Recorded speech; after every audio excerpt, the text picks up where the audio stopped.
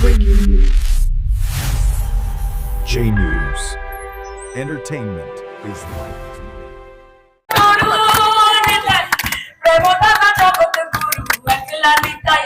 হরিনাম নিয়ে জগৎ মাতা রে আমার একলা নিতা ওদের পাল খুলে দে আজি হেলা করিস না পাল খুলে দে আজি হেলা করিস না ছেড়ে দে নৌকায় আমি যাবো মদিনা ছেড়ে দে নৌকায় আমি যাবো মদিনা ও দয়াল মুর্শিদ যার সব আর কিসের ভাবনা মুর্শিদ যার সব তার কিসের ভাবনা আমার হৃদয় মাঝে কাবা নয়নে মদিনা আমার হৃদয় মাঝে কাবা নয়নে মদিনা আমি তোমাদের তৃণমূলের শাসন থেকে স্বাধীনতা দেব। নেতাজি জেগেছে, নরেন্দ্র মোদী নেতাজি জেগেছে, পশ্চিমবঙ্গকে নতুন ভাবে স্বাধীনতা দেবে। মানে এমন এক একটা কথা বলছে ভোটের সময়, মনে হয় যে সত্যি কি আমরা বাঙালি?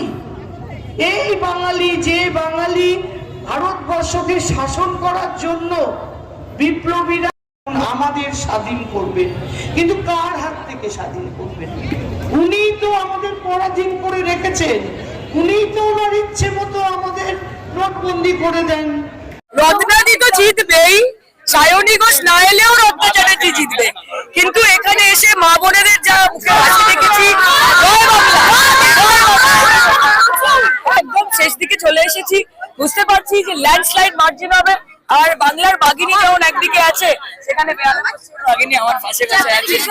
আরে 100 বার সবুজ আবির খেলা হবে, এবং শুধু খেলা হবে না, ভালো করে বিজেপিকে সবুজ আবির মাখানো হবে। জয় বাংলা, জয় বাংলা। প্রচুর মানুষ আজকে এসছে সায়নীর কথা শোনার জন্য, এবং অত্যন্ত ভালো বক্তব্য রাখে মমতাদির, মানে একনিষ্ঠ সৈনিক। আমরা প্রত্যেকে লড়াই নেমেছি।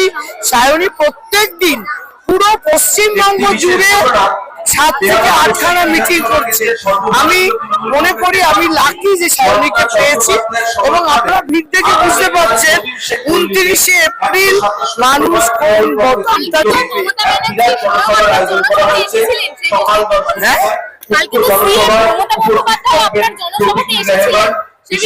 তারপর তো কোনো কথাই নেই, তারপরে কোনো বক্তব্য রাখারই দরকার নেই। যা বলার মমতাদি বলে গেছে, আজকে সায়নী বলে দিয়েছে। আমার মনে হয় এখানেই শেষ হওয়া উচিত, আর বক্তব্য আর মিছিল কিচ্ছু দরকার নেই। এরকম তাবড় দুর্দণ্ড প্রতাপ নেত্রী আপনাদের এমএলএ, আমার সায়নী ঘোষের তো অত সাহস নেই ভাই। কাজে আমি বলেছিলাম শুরু থেকে পাচ্ছি না, কিন্তু আমি নিজেকে বাঁচিয়ে রাখতে চাই। আমি একবার অন্তত আসবো তোমার ইয়েতে। এবং সত্যি বলতে রত্নাদি অত্যন্ত স্নেহ করেন সবসময়, কাজে মাঝে মাঝে যখন সুযোগ হয় মনে হয় যে একটু মর্যাদা যদি ফেরত দেওয়া যায়। এখানে অনেক গুণী মানুষরা বসে আছেন স্টেজে, আমার অত্যন্ত প্রিয় প্রত্যেকে, সকলকে আমার অনেক ভালোবাসা, প্রণাম সকলকে। গলার অবস্থা কিন্তু খুব খারাপ, গলা ভেঙে গেছে, কিন্তু সিদ্ধারাটা ভাঙেনি এখন, ওটা সোজা আছে। সিদ্ধারাটা এখনো সোজা আছে।